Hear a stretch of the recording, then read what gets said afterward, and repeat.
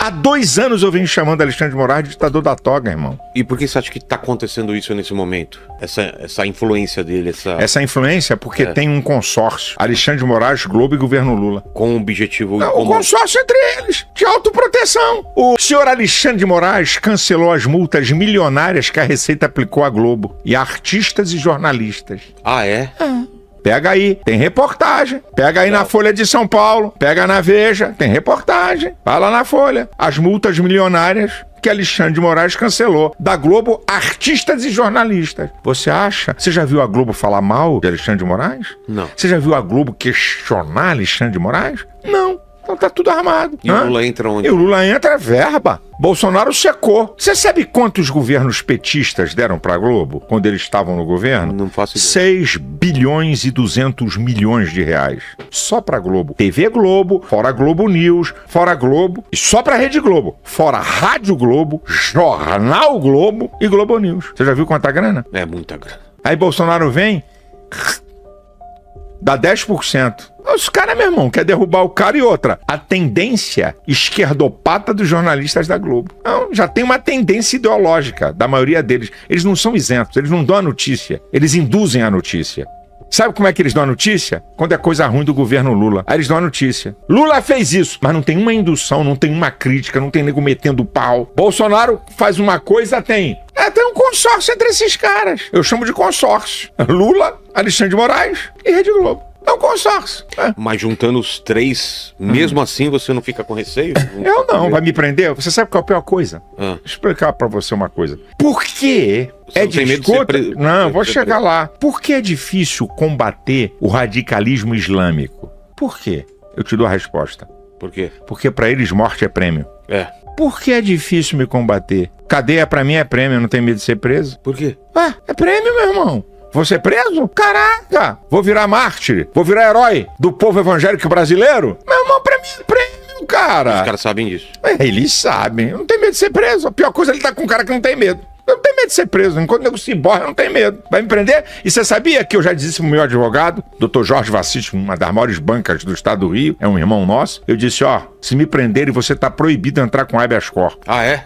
Deixa eu prender. Me deixa lá. Vamos ver o que vai dar. Se me prenderem, tem um videozinho meu pronto. Ah, é? Claro, eu vou dormir de touca. Com uma mídia que não te dá a resposta. Depois que tu é preso, qual é o direito que você tem de falar? Nenhum.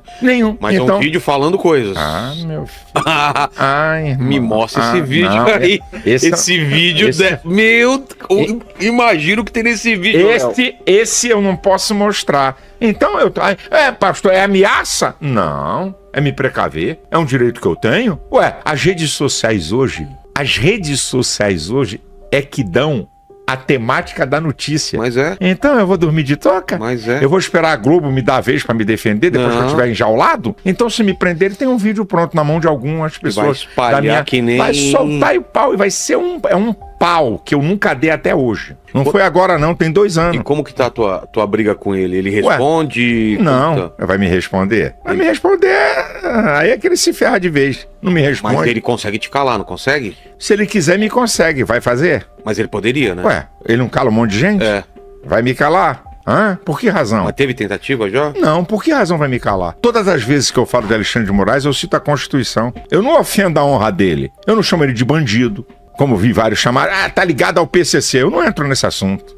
Um canalha. Eu não entro nisso. Eu chamo ele de ditador da toga e prova os artigos da Constituição que ele rasga. Então, todas as vezes que eu confronto Alexandre de Moraes, eu trago a prova. Porque senão eu cometo calúnia, difamação, injúria. Claro. E aí ele tem a caneta na mão e ele não respeita porcaria nenhuma mesmo. Ele vai mandar me prender. Então vai me prender por quê? Qual é o motivo? Vai levantar a ira de uma comunidade gigante como os evangélicos contra ele?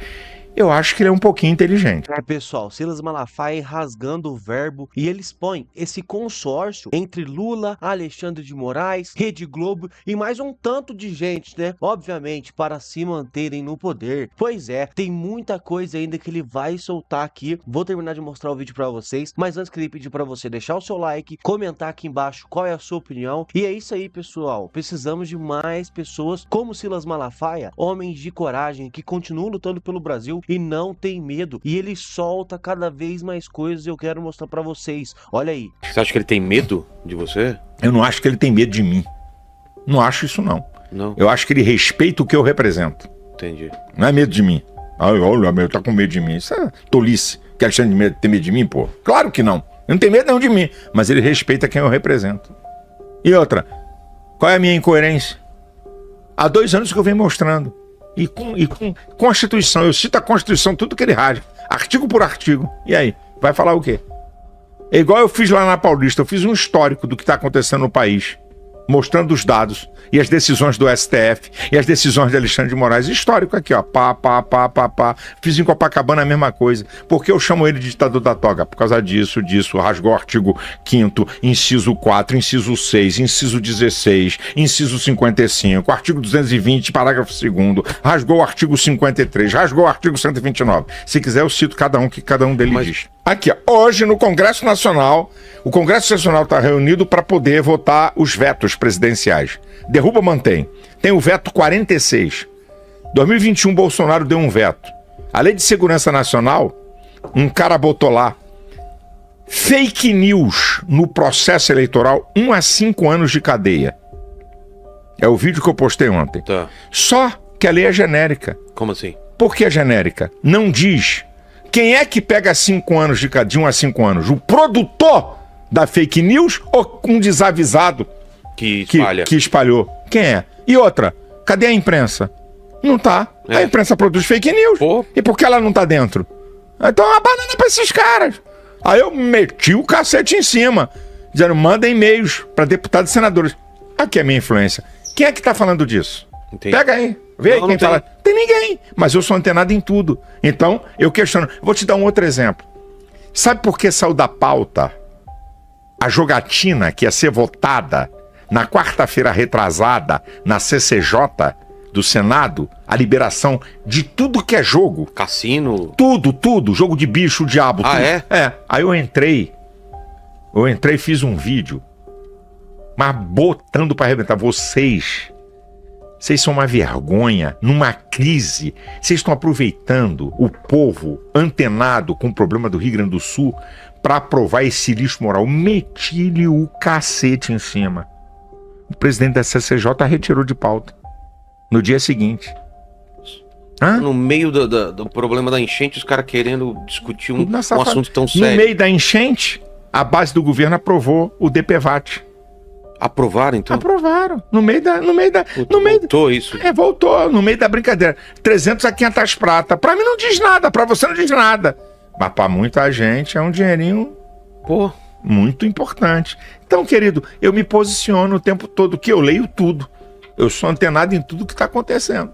E aí boto a cara e meto pro pau. Fiquei vendo Lula ontem dizer que o que nasce é um monstro. Monstro é esse estúpido que não sabe o que tá falando. Primeira declaração minha é verdadeira e eu vou provar. Quem protege estuprador é Lula, PT e a esquerda. A prova. Em 2005, governo Lula, o ministro da Saúde, Humberto Costa, baixou uma norma técnica que a mulher não precisa denunciar o estuprador. Eu queria perguntar, onde é que existe crime quando não se denuncia o criminoso? Se você, qualquer um aqui, qualquer um disser assim, eu matei fulano, qual é a materialidade do crime? Tem que ter a prova do criminoso ou do crime que você cometeu. Então, qual é o jogo? Para provar qualquer aborto, basta a mulher dizer que foi estuprada e se faz aborto que não é resultado de estupro. Essa é a primeira verdade. Então, Lula, Janja, PT, esquerda, calem a boca! Vocês não têm moral para falar do tema. Quem protege estuprador são vocês. Essa é a primeira. A segunda, que é tão interessantíssimo, como é o jogo feito? A mulher, no Brasil, tem direito a fazer o aborto, se for estuprada, até 5 meses e meio. Não estão tirando isso. E queria informar que o Brasil é signatário da Convenção Americana de Direitos Humanos, artigo 4, inciso 1º, que concede e que concebe e que entende que a vida começa na concepção. E o caput do artigo 5º, cláusula pétrea da Constituição, a garantia da vida.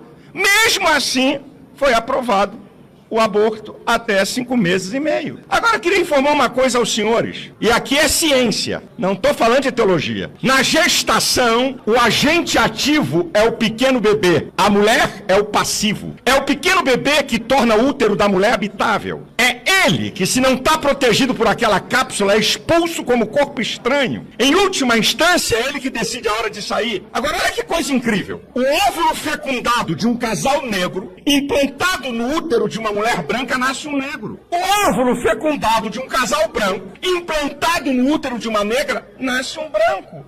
Para provar que esse ser não é prolongamento do corpo da mulher como unha e como cabelo. É um ser independente que está em simbiose por nutrientes até a hora de sair. Quem define onde começa a vida não é a ideologia de esquerda e nem a medicina, é a biologia. É a área da ciência que define onde começa a vida.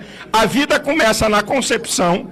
É um ato contínuo, quer intra e extrauterino até a morte. A outra coisa, meus amigos, nenhum ser humano é mais humano que outro. Ser e humanidade são intrínsecos. Preste atenção, isso aqui, a coisa é muito violenta e muito maldosa. Nenhum corpo vivo pode se tornar pessoa, a não ser que já seja em essência.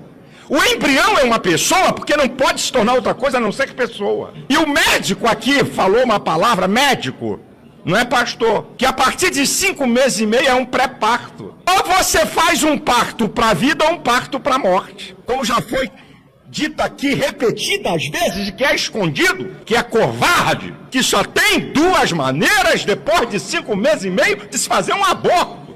A cistolia, que nem animais, nem eutanásia, nem pena de morte, de tão cruel que é. Fazer uma cesárea na mulher, tirar o bebê vivo e matá-lo fora do útero vivo. Gente, que coisa perversa, maldosa e estúpida é essa? Então, os argumentos são cretinos desses abortistas e dessa esquerda que não tem compromisso com verdade nenhuma. Eles têm compromisso em enganar o povo, em trabalhar com a emoção. Eu fiquei vendo Lula ontem dizer que o que nasce é um monstro. Monstro é esse estúpido que não sabe o que está falando. Aquele é um ser humano, que monstro! Presidente da República, e a minha indignação é ver um cara daquele falar sobre estuprador e ver a esquerda falar quando eles protegem. O Sóstenes aqui, o deputado, falou uma coisa muito perfeita. Eu não conheço nenhum projeto que entra aqui e é aprovado do jeito que entrou. Vai ter ajustes, vai ter debate, mas a questão é preservar uma vida. Eu pergunto e vou terminar aqui. Eu fico achando incrível que toda a imprensa, não, a ciência, a religião não pode competir com a ciência é superior. A ideologia pode competir com a ciência? Foi o Conselho Federal de Medicina que baixou uma norma porque sabe de que aquele ser está pronto para a vida. Que país é esse? Que sociedade é essa? Então, vamos ser honestos, vamos mostrar a verdade, vamos mostrar os 2 lados. Gente, os 2 lados, ok, alguém quer defender o aborto? Mostre! Agora, mostra o lado de quem é contra. Vamos ser honestos, vamos mostrar a verdade, vamos discutir à luz da verdade dos fatos e não de falácia e narrativa vagabunda e bandida.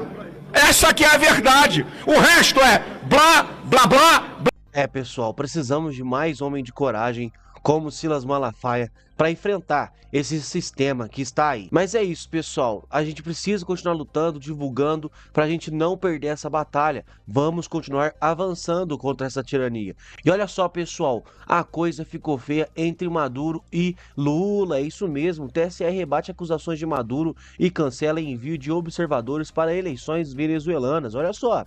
Em resposta às acusações infundadas do líder venezuelano Nicolás Maduro sobre a transparência das eleições no Brasil, o Tribunal Superior Eleitoral anunciou nesta quarta-feira que não enviará observadores para as eleições venezuelanas. Maduro afirmou que as urnas eletrônicas brasileiras não são auditáveis, uma alegação amplamente rebatida pelas instituições brasileiras. A decisão de cancelar, pessoal, o envio de observadores foi tomada após declarações de Maduro durante um comício em Maracai, no estado de Aragua. O Maduro não apenas questionou questionou o processo eleitoral brasileiro, mas também criticou os sistemas eleitorais, né, dos Estados Unidos e da Colômbia, afirmando que a Venezuela possui o melhor sistema eleitoral do mundo. Ele falou isso mesmo.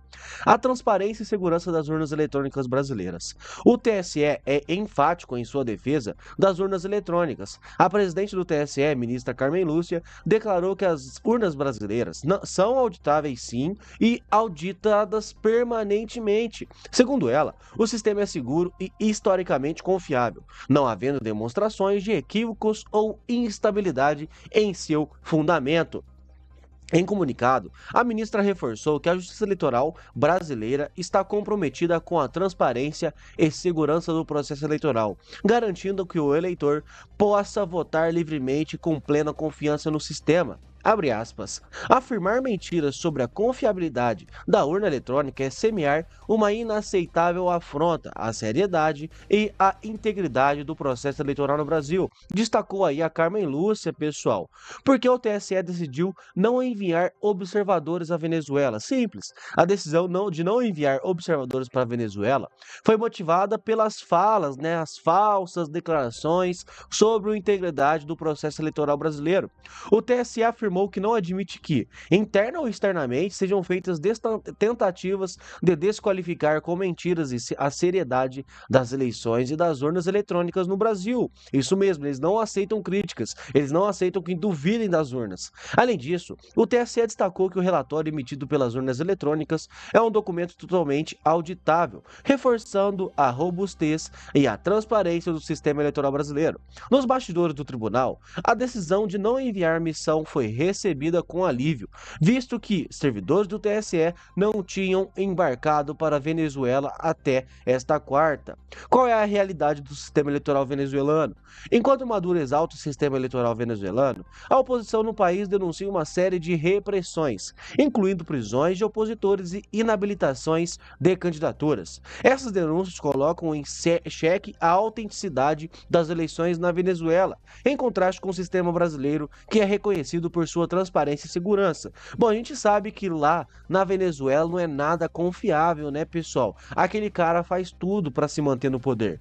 A decisão do TSE de não enviar observadores também reflete uma política de cautela e reafirmação das bases sólidas em que se apoia o sistema eleitoral brasileiro, que frequentemente recebe delegações internacionais para observar suas eleições. O TSE tem um histórico de cooperação com outros países, mas não está disposto a tolerar declarações falsas que possam prejudicar na sua integridade. O que esperar das relações, né, Brasil-Venezuela nas eleições? Essa é a segunda reviravolta envolvendo a missão de observação às eleições venezuelanas. Em junho, o TSE inicialmente informou a Itamaraty que não enviaria observadores, mas mudou a decisão na semana passada, antes de finalmente cancelar o envio novamente. Com a recente decisão, a relação entre Brasil e Venezuela, em termos de cooperação eleitoral, fica ainda mais distante. Maduro, que criticou também os processos eleitorais de outras democracias, poderá continuar sua retórica, mas sem o respaldo de observadores brasileiros. Enquanto isso, o Brasil mantém seu foco em assegurar a transparência e segurança do seu próprio sistema eleitoral, reafirmando o comprometimento com a democracia e a proteção ao direito de escolha dos seus cidadãos. O envio de técnicos para observar eleições em outros países é uma prática comum do TSE, mas as recentes declarações infundadas de Maduro criaram um cenário em que participação brasileira nas eleições venezuelanas se tornou inviável. Assim, o TSE reforça sua posição, não apenas defendendo seu processo, mas também enviando um claro recado sobre a inaceitabilidade de mentiras que atacam a credibilidade das urnas eletrônicas brasileiras, pessoal. Então, né, o TSE, o Lula ficou puto, né? A verdade é essa, a palavra é essa.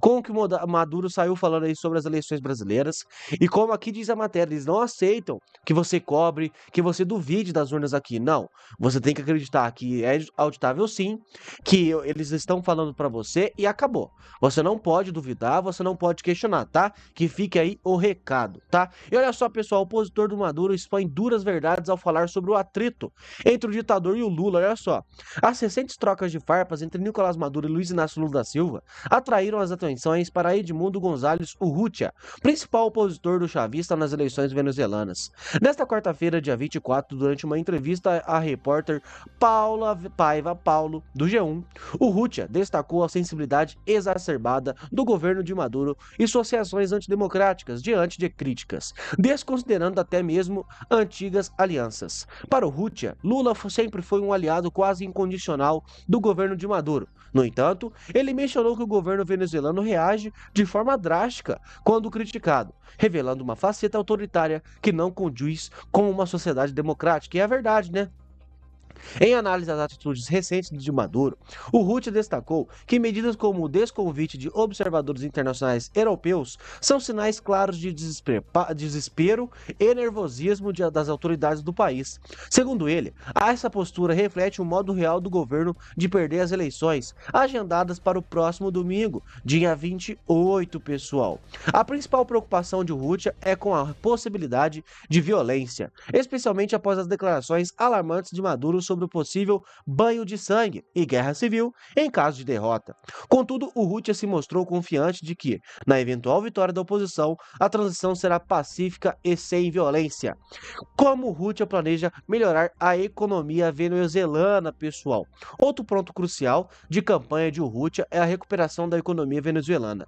Ele aponta que a economia no país está no chão e arremata que é uma necessidade urgente de restaurar o poder aquisitivo do Bolívar, a moeda nacional. Segundo ele, é imperativo iniciar um trabalho árduo para reverter a situação econômica catastrófica do país. Quais são os pontos principais do plano econômico de Urrutia? Fortalecer o poder aquisitivo do Bolívar, oferecer oportunidades aos refugiados venezuelanos para retornarem ao país, aproveitar as experiências internacionais desses refugiados no processo de recuperação econômica. Além disso, Urrutia promete um governo que facilite o retorno dos venezuelanos que emigraram, desejando que eles tragam consigo as experiências adquiridas ao exterior para contribuir no processo de reconstrução do país.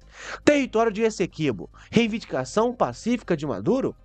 Outro ponto ressaltado por Urrutia envolve a disputa pelo território de Essequibo, na Guiana. Embora ele concorde com Maduro sobre a reivindicação desse território, defende uma abordagem pacífica e medida de acordo pelo Acordo de Genebra de 1966. Para ele, é uma reivindicação histórica que precisa ser resolvida com diplomacia e sem confronto, pessoal. Então, realmente aí, a oposição lá na Venezuela solta tudo sobre Maduro e diz como ele verdadeiramente é, como ele age, o que ele vai fazer, né, pessoal? Estão até com medo do que pode acontecer lá na Venezuela, pessoal. Enfim, muita informação, queria pedir para você comentar aqui embaixo o que você acha sobre tudo isso, qual é a sua opinião, qual é o seu posicionamento. Comenta aqui embaixo também de qual cidade você fala, é muito importante o seu posicionamento, tá, pessoal?